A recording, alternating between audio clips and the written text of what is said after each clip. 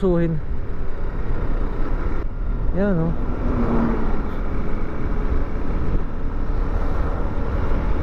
Yung mga ganyong naka-enkwentro na naman ako. Iniiwasan ko nga lalo naman sila na yung lumalapit Ayos na po.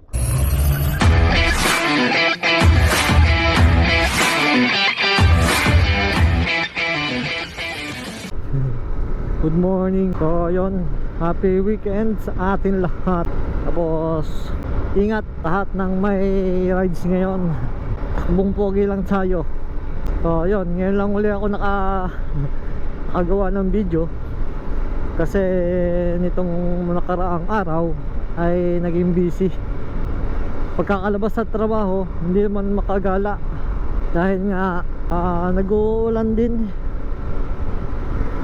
Kaya hindi makaalis sa tuwing hapon.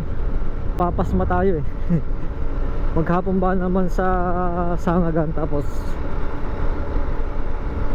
biglang mauulanan, di ba? Napaka sakit nun sa katawan. Hindi ko man yung maramdaman ngayon, baka sa pag-edad ko pa maramdaman lahat yung mga sakit na yun. Huwag natin abusuhin yung ating katawan. Hindi porke hindi man habang buhay tayo malakas na katulad ngayon.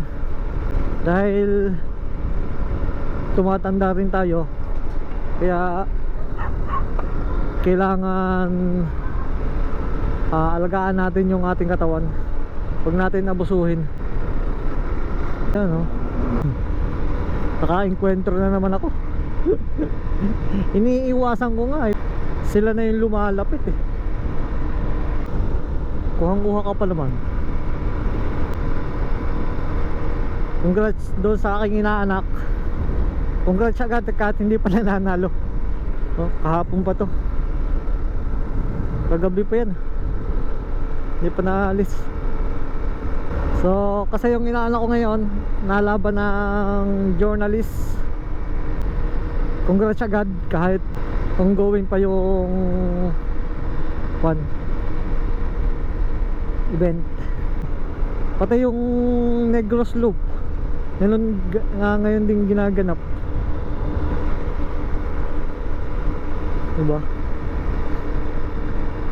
Lalayo kasi hindi ba natin kayang ganong kalayo.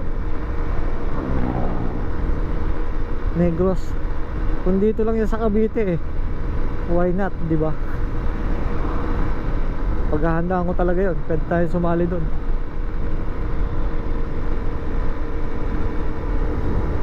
So sa Negros Loop nandoon yung lahat ng influencer ng mototourism. Nandoon si Jet Li. Nakita ko kanina sa sa post, si Jet Li, Senator JB, si Reed nandun din. Marami, tsaka yung ibang participant doon mga taga ron nagsisalihan. Ride safe sa inyong lahat. Hindi naman kasi yun karera, hindi katulad yun ng Boss Ironman na may finisher. Yun wala. Tatapusin mo lang yung Negros Loop, yung 700 kilometers ba yun, tatapusin mo lang yun. Nanamnamin mo yung kung ano yung magagandang view na nandoon yung sa Negros na madadaanan ng loop. Nangiinganyo ng mga, pero ang point talaga noon, turismo. May ipakita sa mga tao yung ganda ng Negros.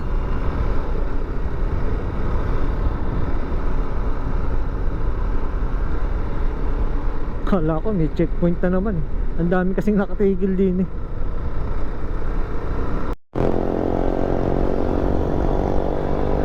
Babatingin ko pinaspasan naman.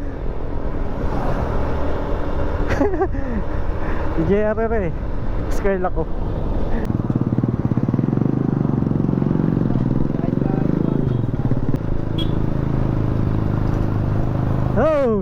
Saan ka ba nagtatrabaho?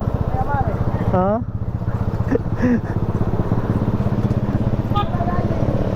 Ha? Oo. Babatayin niya kita, ikaw naman yung rumatrat. Kaya? Oo. Dami-daming malapit yan, magkakaroon ba? Eh, malapit din naman eh. Malapit lang din naman. Doon lang naman sa Agay.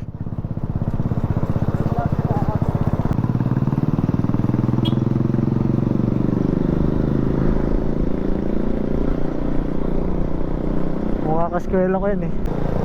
Mga high school batchmate. Tapos ang tagas dito. Bulong ba dito? Ah, sumirit din. Lakas ang sirit ah. Kun eh. Itinumba pa yung aming kun.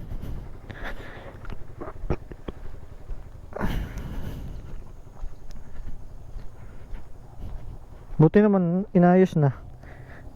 Padalawang linggo na yan. Kung hindi pa inayos. Ng isang linggo pa yung nakita. E pinost ka na rin to sa Barangay Baka State. Hindi pa rin yun lang na-actionan. Tapos ito, buti naman okay na.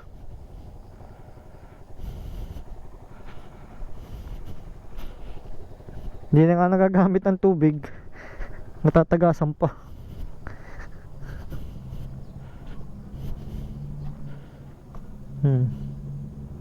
Nangat. Lakas ng bulwak ng tubig ah. Butang hanggang padere. Titigas talaga ng mga bungo ng nakikitulog dito.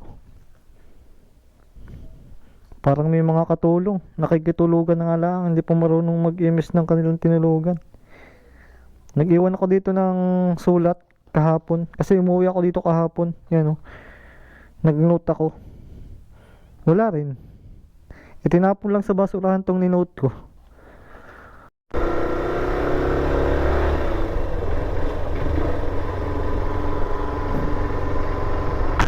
Sina BJ pa lang gumagawa ng aming tubig. Nga pala nasa ako na siya. Nasa munisipyo nga pala siya. Dito sa amin o sa buong Alfonso eh may batas na no helmet, no travel.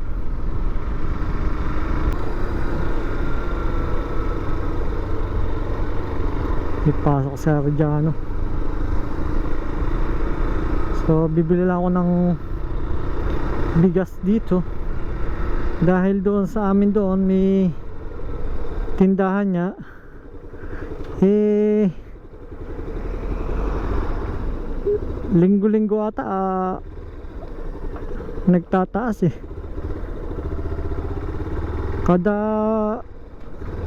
Kada uwi ko yung kanilang paninda nagtataas. Kaya dito na lang tayo bibili ka natin training.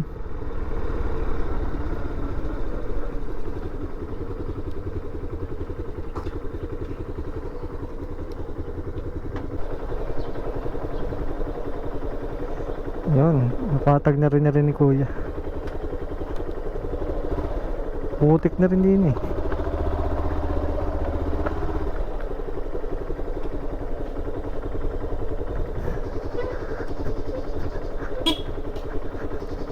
Ayos na po. Sinab... Ha? Ha? Sina BJ pala ang gumawa. Nakakasalubong ko po din eh. Nakalabas ka? Oo, nakalabas na. Doon po ka nakakapitan ako nakasalubong. Hindi ko nakikita ng pagkada mo. Ha? Ito baka hindi pinihi? Hindi. Pinakita na, krabat. Palabas na po. Doon, ako. Kandali. Dito na. Alin po? Buhay mong gripo mo. Tapos may tabi ka.